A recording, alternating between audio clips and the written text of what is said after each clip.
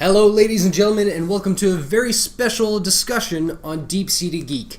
This is the day after the Xbox One reveal has happened, and I'm going to do a little bit of a rundown of my personal thoughts on the Xbox event, and we're going to do a side-by-side comparison afterwards of the PlayStation 4 and the Xbox One to see who stands apart from the whole thing. I can give you a little bit of a teaser, spoiler, whatever you want to call it here, and just say I personally was not impressed with the Microsoft conference. But we'll get into that. I don't want to waste too much time here. I'm going to go beat by beat for what I thought of the conference itself and what took place, and then we'll get into a little bit of opinion kind of stuff there, and then at the end we'll do the comparison, and I'm going to toss it over to you guys and see what you think, okay? So let's do the rundown. So, they get on stage, and the name of the next Xbox system is Xbox One.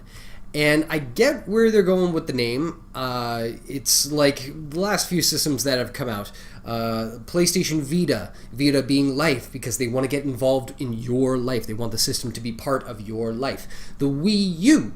You get it? Because it's Wii, and now it's all about you. Wii U. And now Xbox One, they want to be the all-in-one entertainment system, hence Xbox One. So it's a theme, yay.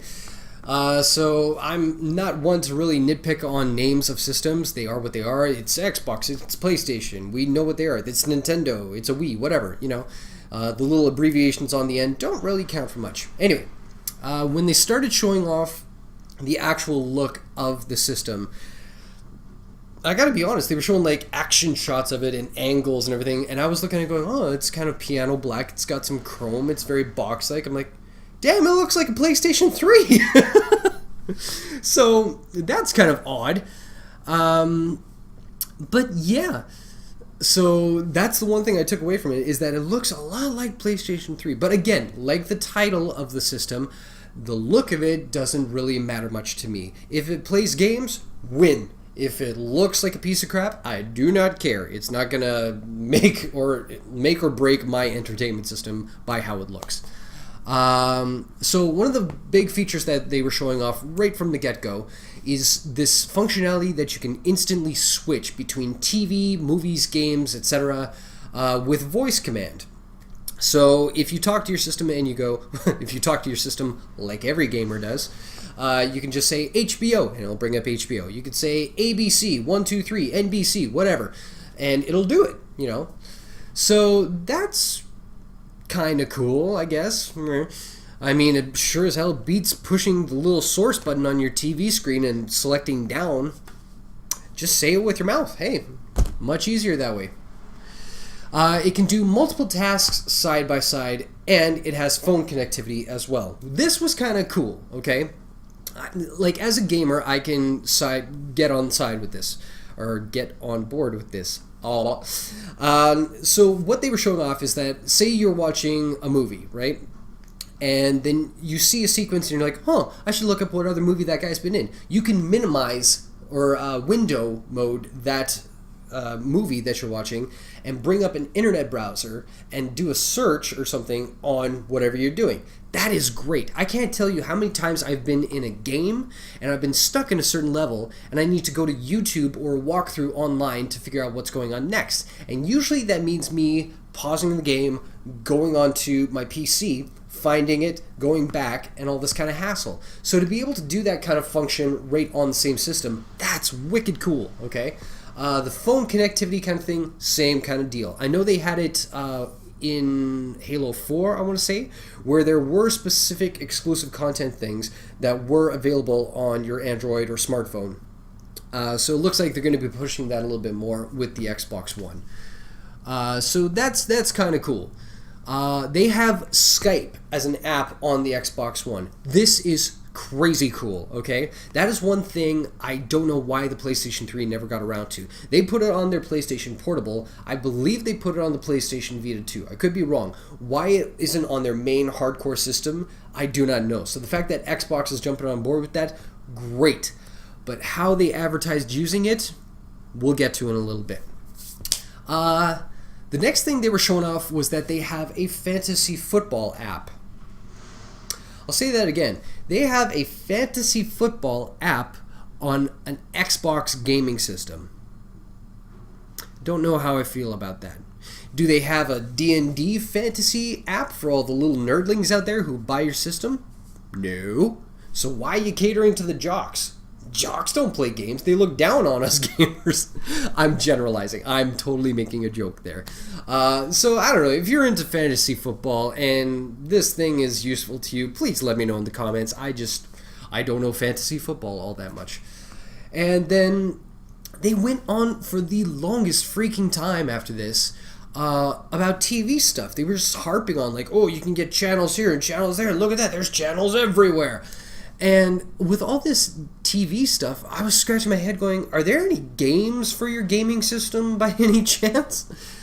And then they went on. The voice command for the TV guide, like I said, you could bring up HBO with a word, you know. And they have this new function called trending, which is kind of like if you ever go onto YouTube and you open it up and there's that recommended for you section that happens every time. It's like that on your Xbox homepage. And as annoying as it is on YouTube, it's probably going to be just as annoying on Xbox. So it'll say, hey, a lot of people are watching sports. You want to watch sports. You're going to love sports. Check out my sports. Babies. Kenyan runners. Kind of thing. I don't need that on my gaming system, okay? So hopefully there's an off button for that recommended for you thing, because I can't find one on YouTube. And then they got into specs. And when I say they got into specs, they pretty much said one thing that I picked up on, and whether it's due to my own fault because I was trying to type all my bullet points here, that I missed the other things, but I had to go back and find out some information after the event with technical specs. But the one thing I did catch was that they have 8 gigabytes of RAM to kind of keep everything running.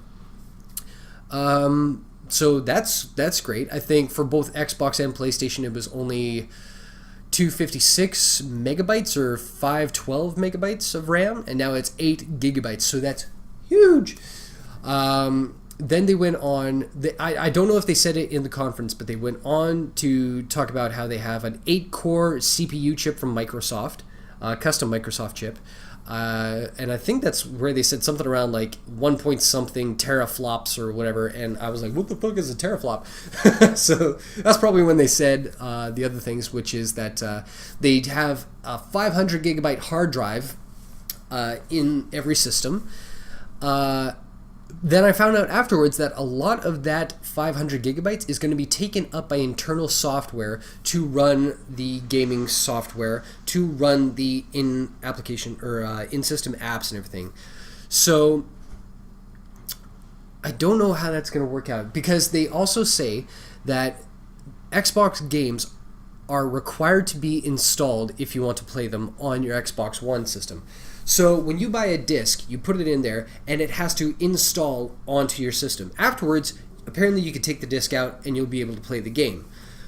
So if a large chunk of your hard drive is dedicated to all the crap that you're putting into your system, I shouldn't generalize it as crap. It'll probably be cool stuff. But so a lot of your crap is taking up that 500 gigabyte storage space, and then you're making them install all their Blu-ray drive discs onto your system as well. That is going to chew up a lot of space really quickly if you're a hardcore gamer like myself, okay? So I'm kind of cautious about that one. So we'll wait and see how much space it's actually going to take up. It does come with Blu-ray functionality finally, so it's kind of funny that a little bit of every little Blu-ray thing they put out there is going to go to Sony. But whatever, it is the way of the future. You got to get on board. Every system will come with the latest iteration of Kinect. And they spouted off some pretty cool specs about it. The camera can capture 1080p, much like this camera. And it has that voice functionality, so the microphone must be really sensitive or really hyped up.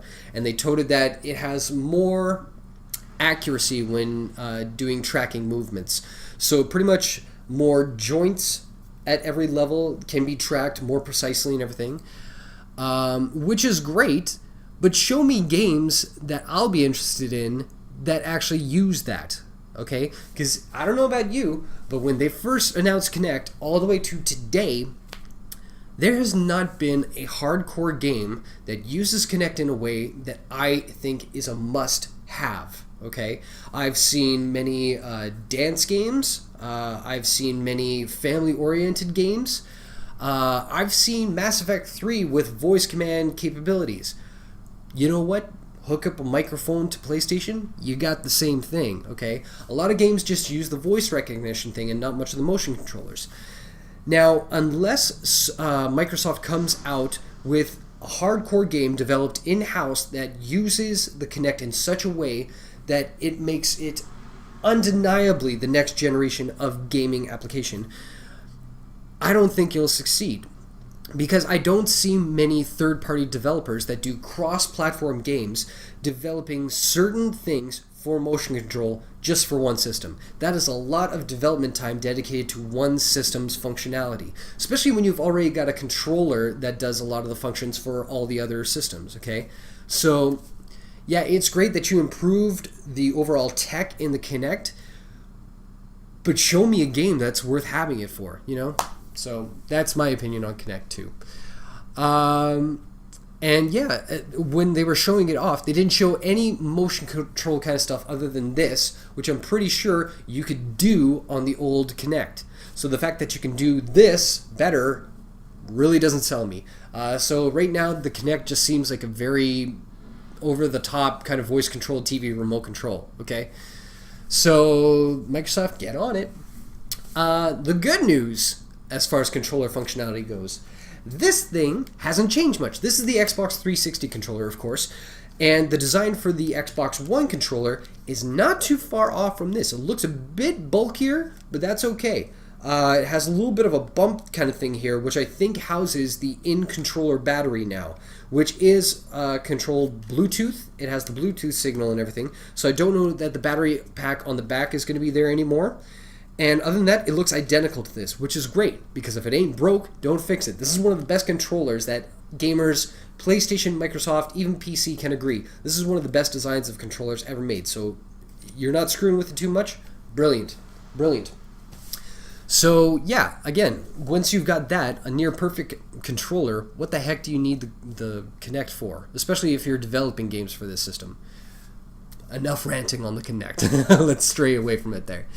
Much like the PlayStation 4, the Xbox One is bragging that there will be no lag when getting into games. You simply sit down, say Xbox on, turns on, says game, loads you up in the game, bang, you're right there again. There are no load screens anymore, which when you say it on paper doesn't sound like it'd be such a big feature. No load screens, you just jump right into the game. Big whoop, I would have done that anyway, right? But once you start playing, I'm sure it'll make a big difference. For example, if you're playing in Skyrim and you walk through a door, there's a load screen until you get to the other side, which is the outside world. Imagine that there's no load screen anymore. Imagine how much time you're going to save in that world without any load screens. Imagine every time you play Skyrim, that entire opening sequence with like the credits for the developers and the opening title sequence and the music and loading up your game file and all that kind of stuff, instantaneous. So it doesn't sound like much on paper, like I said, but I'm sure it'll be one of those things like once we start playing it, once it becomes more integrated into our way of gaming, we'll look back on the days where there were load screens and just say, how did we get along without this? So that's pretty cool that they're jumping onto that. Really good news for Xbox diehards is that Xbox touted that for Xbox One, they will have 300,000 dedicated servers to your online service, which is great because with all the hubbub about not enough servers on launch day for titles like SimCity, for example, having 300,000 servers for Xbox day one, that is huge. So that's a step in the right direction for you guys. So hopefully you guys don't get flooded day one. So that sounds like they'll be on board. Moving along, all the content on your Xbox One will be stored in the cloud. Now this is where I get a little confused. I don't know the ins and outs of cloud storage or cloud-based gaming per se. I get the general idea where all your game saves and data and everything can be stored in this magical cloud in internet world out there, and you can access it from anywhere around the globe or wherever you are. So that's a cool concept. My only question is if everything is going to be stored in the cloud, why do you need a hard drive in the first place? Okay? Especially since you're toting about doing like PlayStation 4 streaming kind of content and cloud-based gaming and all this kind of stuff. If you have all that going for you, why do you need anything on the storage system? I don't know. We'll get to that a little bit later in this whole topic. Moving right along. Finally, we get into some gaming territory with EA Sports. They are the first ones up to the podium, and the first thing they show off is a bunch of jocks talking about jock things. This is a gaming convention thing, right? Like, prove me wrong here, people.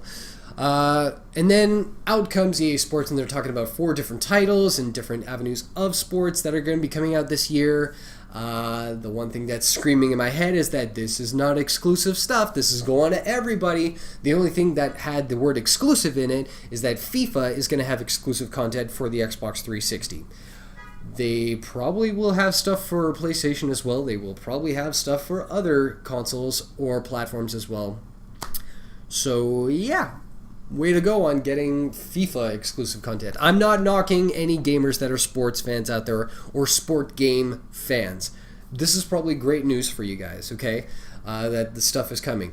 The only thing that really kind of caught my attention, aside from that, so far there are no exclusive games yet, and I think we were halfway into the conference at this point, is that all the trailers for these sports games showed off these great action sequences and character models and graphics and all this kind of stuff from all these wicked angles.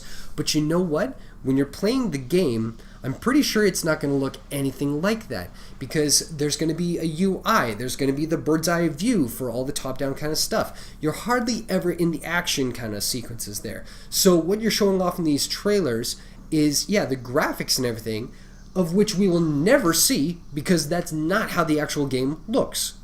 I've had this discussion before about World of Warcraft, where you see the big CGI cutscenes and everything, and they're gorgeous. Then you get into the gameplay, and it's nothing like that. So, just word to the wise there, people. So yeah, no exclusive games yet, until now. They announced Forza 5, one of their main staples for exclusive games at Xbox. And yeah, it's one of those games like you announce it and it's like, well, duh, we knew that was going to come out. Much like we know Halo is going to come out at some point. Much like we know Gears of War is going to come out at some point. Much like we know a Fable game is probably going to be coming out at some point, It's much like PlayStation 4 when they announced, they had Killzone, they had an Infamous game. I'm surprised they didn't have Ridge Racer at the time, But there's, it's all these games that you would almost expect to come out. So there's no real surprise there. There's no element of surprise. So, and the thing that bugged me about Forza 5 was that, yeah, they showed off some really high-tech specs, like a car would zoom by and you would see the glitter within the paint job, and then boom, off it goes and it looks hyper-detailed. And again, I'm thinking back to the sports game kind of section there, and I'm thinking, okay, if I recall correctly when I was playing games like Burnout, you're usually like viewing from the cockpit or you're viewing from behind the car and away you go. Hardly ever are you like at the turn and the car kind of spins around, and never do you get to see the hyper detail of the car's paint job as you're playing the game. It's too fast paced. So all this footage that you're showing off here doesn't show me anything about the game itself. Just shows me that, hey, look at that, you made a pretty car.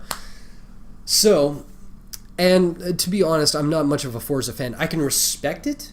I know car enthusiasts think this game is the bomb and it's their bread and butter. Great. I'm hoping this will be right up there for you. But I'm more of a Burnout kind of guy. I want to see the crashes. I want to mess up a car. I want to do a pile-up that gets me tons of points. That's my kind of fun racing. Mario Kart. I'll go for Mario Kart over Forza. So hopefully this gets the Forza fans excited. But again, it just like, you're showing me games that don't show much gameplay. So I'm kind of left in the dark there. Next up was a game out of the dark. A brand new title from Remedy Studios, no less. The makers of Max Payne and Alan Wake. 2 games that really didn't do much for me. Excuse me. Their new game is called Quantum Break. And this trailer annoyed me. I'm sorry it's very negative. It's like hating all these things, but it's just my initial impression here. Quantum Break. It was half a live-action trailer and half video game cutscene. It showed nothing of gameplay. Didn't give me a good idea of what to expect gameplay-wise. Didn't give me a good idea to how it plays out, like story-wise, other than the fact that it seems like a girl has like extra sensory powers, or she can predict the future or something like that. But it just left me kind of confused and going, why do I care about this? Yeah, you're Remedy, but your last couple of games don't do anything for me. So, and you're showing off a game, but you're just showing cutscenes, so it tells me nothing about the actual game. So I wasn't sold on that either. And then Xbox comes out, the Microsoft boys, they walk out on stage and they say, this year alone, we're going to see 15 exclusive titles to Microsoft. Bravo, because that's what's lacking in your department. 8 of which are going to be brand new titles that have never been heard of before. Well, prove it. But as soon as they said that, that was it for games. That was it. That's all they had to show for games. The Remedy thing, the sports games, and the racing game. That was it. This is a gaming conference, right? Like, we are talking about a gaming system, correct? But, oh well. So yeah, they went from saying, okay, we're done talking about games, let's get back to what you really care about, television. And Xbox is apparently going to be doing their own television channel. And the first of which is going to be a Halo TV series. That's right, we're at a Microsoft Xbox new console launch conference. And they're talking about Halo, and they are not talking about a game. Something's wrong with this here. But, in all fairness, they come out on stage, they get the executives and the creative kind of people out on stage, and they say, yeah, we're going to do a Halo TV show. And we're going to have the involvement of none other than Steven Spielberg. I love Steven Spielberg. His movies are great. I've loved him since I was a kid. He can do no wrong, in my opinion, except when it comes to TV. His last show that had his name attached to it was that Jurassic Park / Stargate kind of show that went absolutely nowhere. And before that, there was a mini-series, not Band of Brothers. Band of Brothers was all kinds of awesome good, or The Pacific. Those were good. But there was a sci-fi kind of alien abduction kind of show, which hit or miss with a lot of people. So, I don't know. Steven Spielberg attached to Halo. Is he going to direct it? No. Is he going to write it? No. Is he going to executive produce it? Means like give money or at least talk about it? That's probably his extent to the whole thing. But, that being said, Halo is beloved for the game and the universe. So, I will give it the benefit of the doubt, because they did a web series called Forward Unto Dawn, based on the Halo universe, and it was really great. If they had stuck with it as a web series, I would have given them major props, okay? But now they're toting it with this major kind of channel that they've got going. Whether it's going to be exclusive for just the Halo show, or if there's going to be other gamer-centric kind of stuff, or what's going to happen with it, I don't know. I really don't know. So it'll be interesting to see. But they spent so much time focused on television after this. It was just nauseating, okay? So for Halo fans, this is probably going to be a big deal for you guys. Now that I think about it, if they did a Band of Brothers kind of thing in the Halo universe, that would be kind of sickeningly awesome. So I'll be optimistic as much as I can about that. But then they stopped with the Halo thing. They said, okay, TV show coming out, goodbye. And they left, and that was it for games, okay? They come back out, and they're talking about sports again. They're talking about all the TV functionality with the cable channels and all this kind of stuff. They were rehashing so much stuff that they had already talked about that it was just annoying how repetitive it was.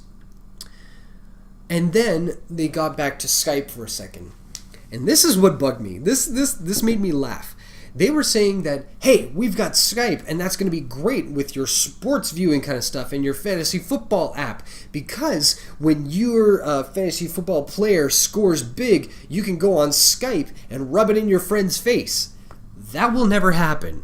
And here's why it won't happen, okay? Because you apparently don't know how sports fans work, okay? I have a bazillion friends who enjoy sports. I have very few who enjoy games. That's why I'm doing this show.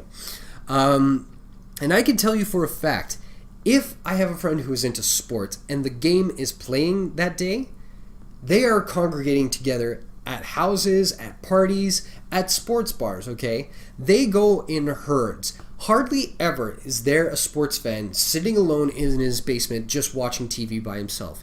He usually has 1, 2 to a bazillion friends around him. They don't need Skype. Okay? They don't need Xbox. They go to public places to watch these events, okay? They're probably at the actual sport event. So if they're on their TV watching the game, they don't need Skype because the person they want to Skype to is sitting right there. So you're toting Skype to a crowd that will never freaking use it, okay? Tote it to gamers. Show how it's going to be beneficial to gamers. Show us how that is going to be like the kind of speaker, like how you're going to communicate with your friends in game is through Skype, a more reliable service than the scritchety scratchy headset that you just throw into the system, okay? That's who you need to plug it to, because this is a gaming conference. So that's fine. They go on with the Skype thing, and then thanks for showing up, guys. That was all they had to talk about that their system was going to be capable of doing. But before they do, they want to throw one great big bone at you, which is the new Call of Duty.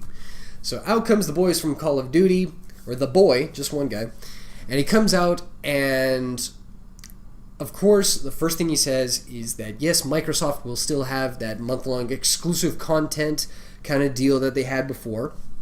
And then he gets into the game, and one of the funniest things about the entire Call of Duty thing was that they were so excited that they now have dogs for us gamers.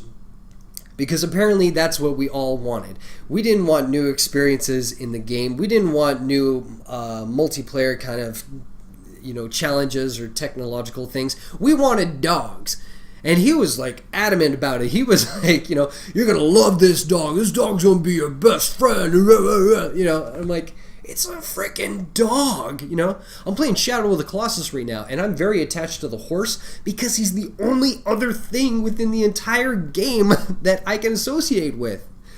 In Call of Duty, you will have multiplayer friends. You will have in-game characters in the single player. A dog is not going to make or break the game, and you can bet they're going to try and pull some old Yeller shit in the game with this dog. You just know they are, okay? But I will say this about the dog. As funny and ridiculous as it is, the animations for the dog are impeccable. That you look at that dog and you just go, Jesus, that looks photorealistic. And then you look at the character models. Yeah, they've got some new lighting technology. They've got some new graphics going on so that the skin, you can actually see pores and stuff. And one of my personal favorites is that they've redone the hands. Because that's the only thing you really see of your character in-game, is the hands down the sight.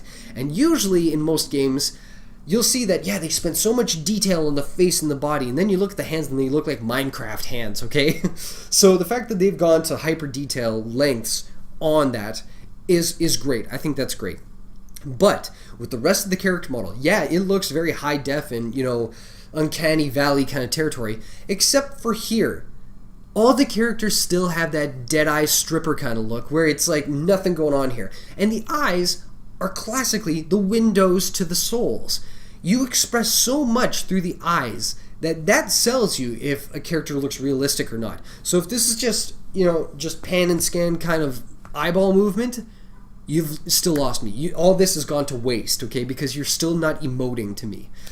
So, yay, dogs. Then they showed off one cool thing, which was just semi-amusing to me, is that one of the cool functions that you'll be able to do with your character in-game is now you have a slide function, which will allow you to kind of slide and shoot, run and gun kind of thing. And you just know, slide is going to be the new dolphin dive in most multiplayer videos that you see. Then, the coolest thing about Call of Duty. This was brilliant. If I've ever talked to any of you viewers or subscribers out there about Call of Duty, we've tossed around this idea. And that is the idea that a good way that Call of Duty can change the game to make it more exciting is to have dynamic maps. What that means is, for example, in Minecraft, Mass Effect 2, there was a particular level where Shepard lands on a planet to rescue Tali, an old friend. Now, once you land on that planet, if you go from point A to B and you are in direct sunlight, the sunlight is so powerful that it will deteriorate your shields and then your health as well. So you need to find shade so that the environment isn't going to kill you. On top of which, there are AI that are coming after you as well. So you got to fight off hordes and stay out of the sunlight. That is a dynamic map. Another example is Starcraft 2, where you land in a certain area and you need to mine for ore and like defeat the Zerg and all that kind of stuff, but you need to keep track of the time because at certain intervals, lava will rise from the ground and cover most of the surface. So you need to get to higher area in time or else you're going to lose all your hard work. That's a dynamic map. So the fact that Call of Duty is implementing that is brilliant. I think that's going to be such a game changer. Whether or not they do it well is another story.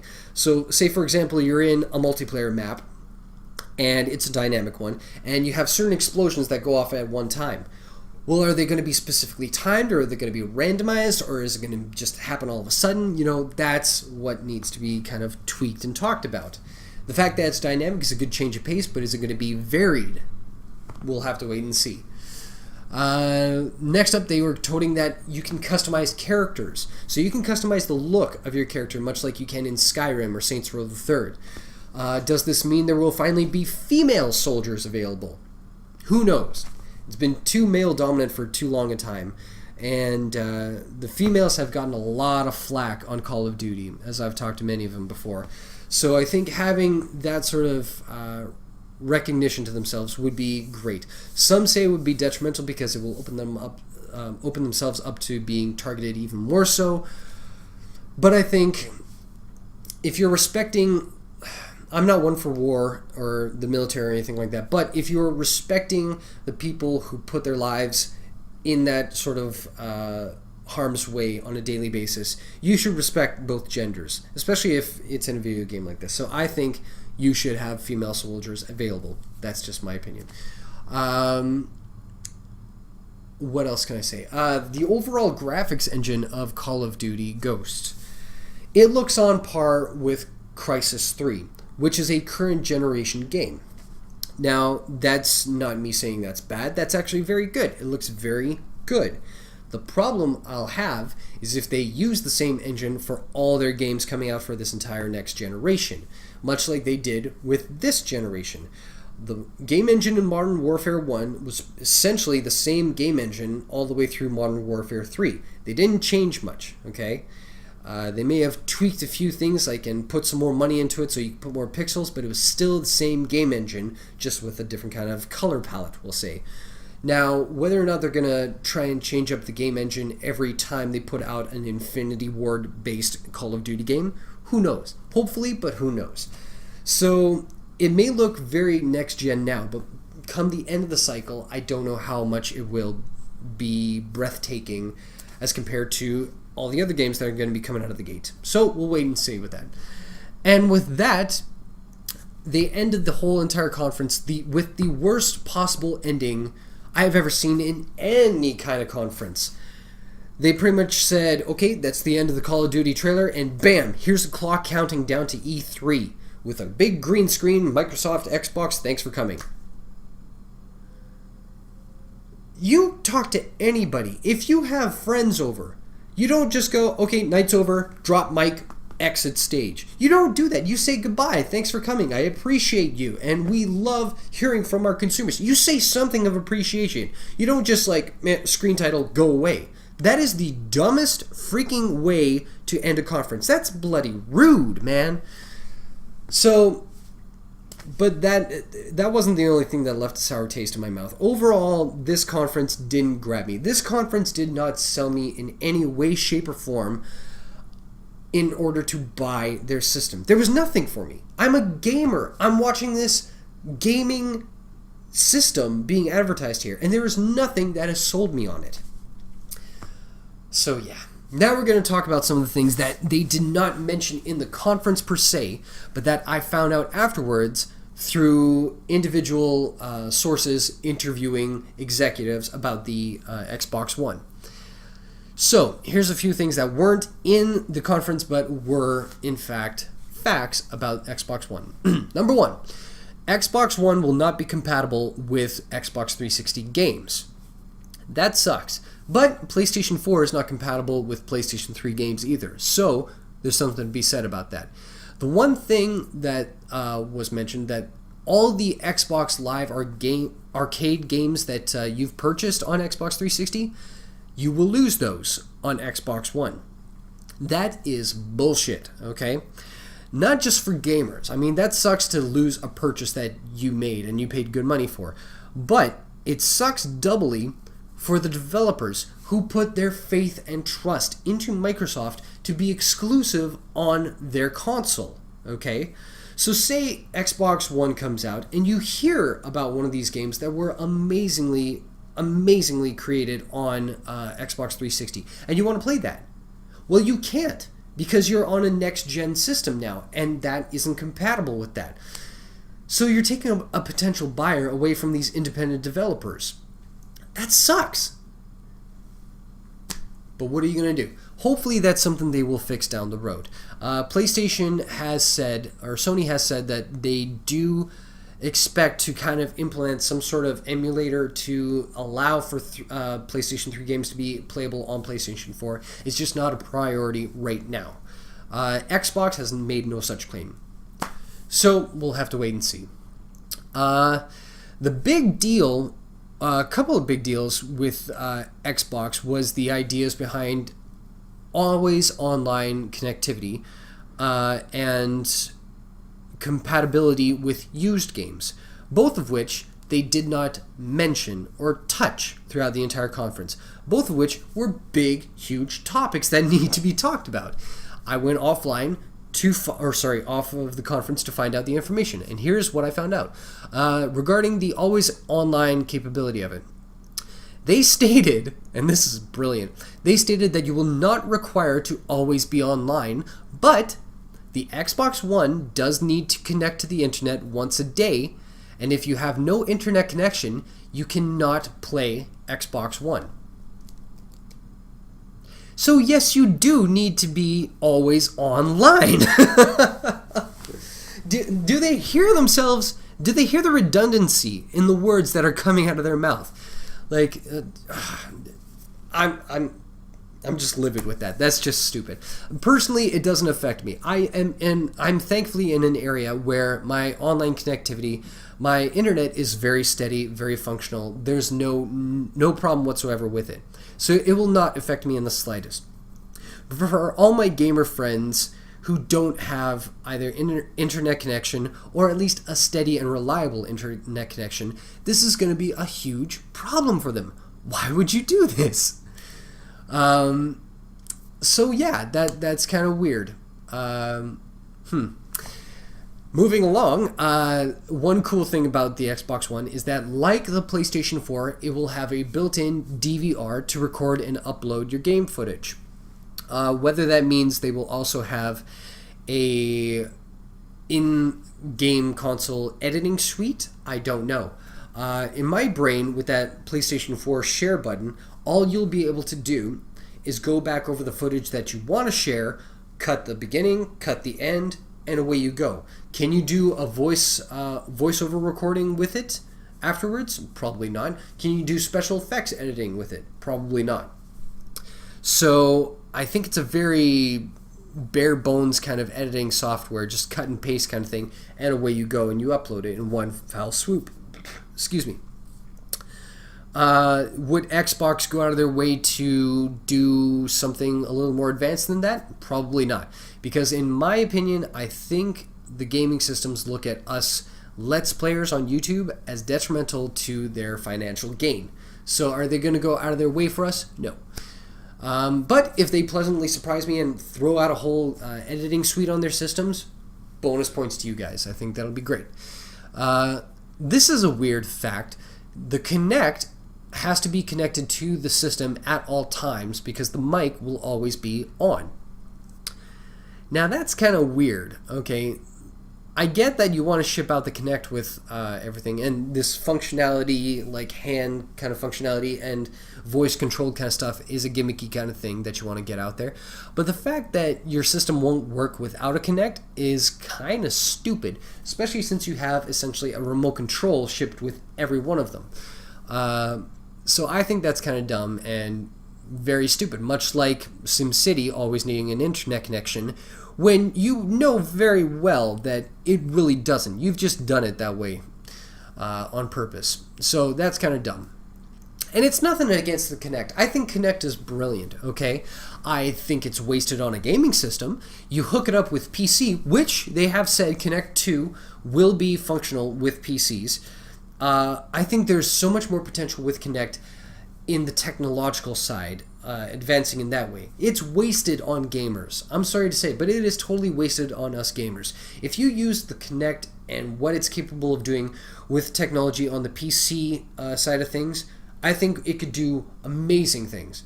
But that's my opinion on the whole thing. So why they're making it mandatory, beyond me. Used games. One thing I will have to say about used games is that people were concerned that if you bought a game for your system, that friends or family members wouldn't be able to play it, which is not true. Once you buy a game, you can upload it onto your system there, and then through family controls on your system, you can allow who within the family is allowed access to the game. But here's the kicker. If you wanted to, say, lend that game to a friend that lives next door to you, that friend, unless he is logged in under you, will have to pay a fee to play that game. So essentially, this comes down to the used game idea. And this is what was said. If you buy a used game, you will have to pay not only the price of the game, but when you go to put it onto your account, you will have to pay an additional $40 to $60, the full retail price of the game, to be allowed access to it on your system. That is bullshit. Okay, now I get it that you want to take a bite out of the used gaming revenue that is taking a bite out of you. I can respect that, okay? And I think it's dumb, personally, that people will go out of their way to buy a game for $3 less used than $3 more for a brand new game. I think that's really stupid, in my opinion. Because, yeah, all that money goes towards the developers so they can make new games. A used game doesn't go anywhere. So I can see why you would want to have some sort of fee attached to it. So if you buy a cheaper game, say pay an extra $10, and that $10 goes to the developer. Win-win for everybody. The used game market can thrive that way and people get a cheaper game, and at the same time money goes towards the developers. Everybody works together, everybody is happy, okay? Charging full retail price for a game that you've already paid full retail price for, essentially, is stupid, and you are selling yourself out of gamers, okay? That is probably the dumbest move you can make. But that's all I'll say on that. The big question I had was about Xbox Live Gold membership. Will it still be around, seeing as how you're the only service that is charging for multiplayer use? Yes, it's still going to be around. Whether or not it will encompass multiplayer gaming is left to be seen. But from a financial standpoint, on Microsoft's behalf, I could see why you would want to hang on to it. Because say there are just a random number, 1 million users who have an Xbox account, and they play online, okay? So 1 million users. Xbox Live Gold, to play multiplayer, costs you $60 every year. So that's $60 million every year just to play multiplayer on Xbox. Why would you give that up? That's stupid. Your investors would slap you in the face if you gave that up. But if you still had Xbox Gold, okay, and catered it sort of along the lines of PlayStation Plus, where there are benefits, there are games, there are discounts, there are demos, exclusive stuff, exclusive content for that membership. Brilliant. I think that would sell a lot of gamers to keep Xbox Gold. If you take multiplayer out of that equation, I'd be very surprised if many of your Xbox loyalists stray away from Xbox Gold. I think they would still stick with it. But for you to hang on to that multiplayer as like the bear trap to get people into playing that, I think you're shooting yourself in the foot at this point. Especially since... almost lost you there. Especially since every other system doesn't charge for it, okay? It was different back in the day when, like, the difference between multiplayer on Xbox 360 and the difference between multiplayer on PlayStation 3 was leaps and bounds, okay? I'm a PlayStation lover, and I can admit, multiplayer on Xbox 360 totally trumped the PlayStation 3. And that was because their internal systems were so different that third-party developers didn't quite get PlayStation 3 as well as they did Xbox 360. So playing multiplayer on Xbox 360 was superior. So of course you want to play there. And yes, if it meant paying an extra $60, okay. I just want to have the good experience. Now that both system specs are on par with each other, dude, you've got to convince somebody to go over there and play on your system. And free multiplayer should be like a no-brainer. It's great that you've got the multiplayer exclusive maps for a month, but is that going to win over everybody? I don't know. So Xbox Live Gold is still around. And that's pretty much all I have to say on the hits and misses with the Xbox convention. As a gamer, it didn't do anything for me. I think they've got a lot of things to kind of work out before E3. And they've got a lot of things that they publicly need to discuss in this kind of convention form.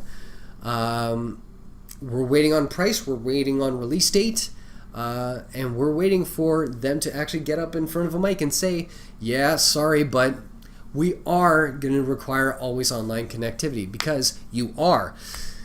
And I think it's kind of funny noting that at the end of the day of the conference, Sony's stock went up 9.25% in the market.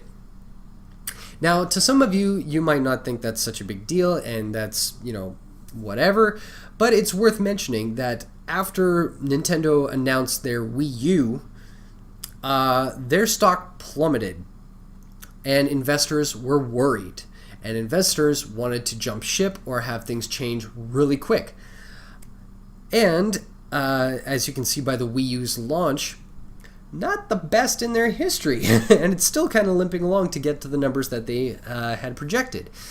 So the fact that after this Xbox reveal happened, that a lot of investors jumped on board of the Sony PlayStation might be a little indicative of how that will pan out for this generation.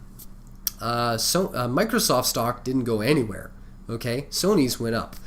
So we'll wait and see. Might be kind of like a fortune teller kind of thing, though. That's all I'm going to say. Now we're going to go through the specifics of what's inside both systems here, okay? And it'll be a side-by-side comparison to give you a better idea of what we're going to be investing in.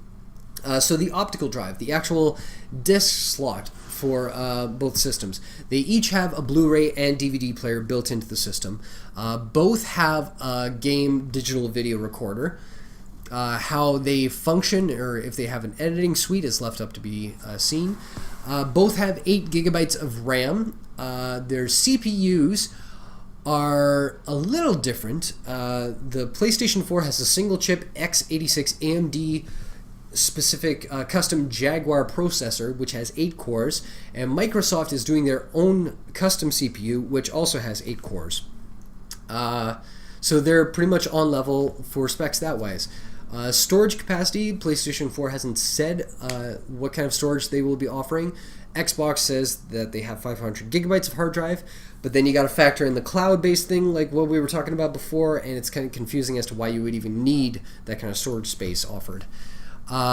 Do they come with a second screen functionality? Yes, but not with the systems. PlayStation has the PlayStation Vita to act as a second screen, and Xbox has their smart glass technology, which will act as a second screen. Do you need those to play? No. Both have cloud storage, mandatory game installs. You will have to install all your games onto Xbox. It's mandatory. PlayStation, they haven't said one way or another if you have to or not. I don't see why they would need to, but I think they would have it as an option. I don't think it will be mandatory, but it will be optional because they are getting into that digital distribution kind of thing pretty heavy. Always online connectivity. PlayStation, that's a definite no. Xbox, against whatever words come tumbling out of the mouth, yes, they require online connectivity all the time. Used game fee. Sony hasn't said anything about that, but Microsoft, yeah, there is a used game fee, which is kind of balls. Backwards compatibility. Both systems have said that there is no compatibility at launch. Only PlayStation has said that they will be working on it sometime in the future. Skype. PlayStation does not have Skype at this time. Microsoft does. That's not saying PlayStation won't have it or won't have some sort of application similar to Skype. They just haven't talked about it. Motion control. The PlayStation has the DualShock 4, which is a DualShock 4 plus the PlayStation Move built into one, and it's functioned through a Kinect-like PlayStation Eye. Whether that's going to be motion controlled as well, I don't think so, but they could prove me wrong. I'm not a big fan of the PlayStation Move. I bought one. I've used it once, I think, and never again, because it's pretty much a glorified kind of Wii remote, and they don't really have very many games that need a Wii remote. And then, of course, Xbox has Kinect 2. In my opinion, I think it's better suited to technological advances. Verbal advances would be great at this point. Voice commands. PlayStation really hasn't talked about it too much, and Microsoft talked about it way too much. A subscription fee. Do you need a subscription fee to play PlayStation games? No. Do you need a subscription fee to play Xbox games? Multiplayer? Yes. Everything else? To be announced. Inputs. You have a USB control. I was distracted there for a second. They have USB ports, USB 3.0 ports. How many? They haven't said, but they do have USB, so that's cool. Live streaming. That would be awesome. That would be awesome if PlayStation or Xbox had functionality for live streaming games. It says to be announced for both categories. We'll see. If they do, that is just bonus points for both of you. Reputation preservation. That means trophies and achievements. Will they carry over? Yes. All our geeky gamer cred is going to be intact, so that's nice. They will be trophies and achievements for games you cannot play on the systems. So, the fuck is the point? Web connection. Both are connected by Ethernet and Wi-Fi. Bluetooth capabilities. Both are connected through Bluetooth, which is what suggests that the controllers will be Bluetooth capable on Xbox. And last but not least, all the audio-video hookups. HDMI is supported. Optical is supported. Once 4K TVs come out, they're going to be supported by both systems. And that are the specs for both your systems. So they are very similar. Tiny little differences between the two. Nothing really to make you go one way or the other. Overall, the Microsoft conference, like I said multiple times, didn't do it for me. I think PlayStation did one of their best conferences when they announced the PlayStation 4. They didn't sell me either. I'm kind of waiting for like the one game that makes me think, yes, I want to buy a PlayStation. I want to buy Xbox. But I haven't seen it from either camp just yet. And from the specs, they seem like they're on such a level playing field that it will be kind of interesting to see how the tide kind of turns. Will Xbox players turn to PlayStation? Will PlayStation players turn to Xbox? It'll be left up in the air. But I want to hear from all of you guys, everyone who's watching this right now. You're watching this because you are in one camp or the other, or you're wanting to talk about the ins and outs of these things. So I want to hear from you. What do you think about the conference from Xbox or PlayStation? What do you think about the systems from either camps? What are you leaning towards? What are you hoping for? What are you most excited about in this next generation? Leave a comment or questions down below in the section below. Like and favorite this video if you dig this. Subscribe if you want to hear more content from me. I put out new videos every Monday and Friday, and I will see you next time on Deep Seeded Geek. Thanks for watching, guys. Take care.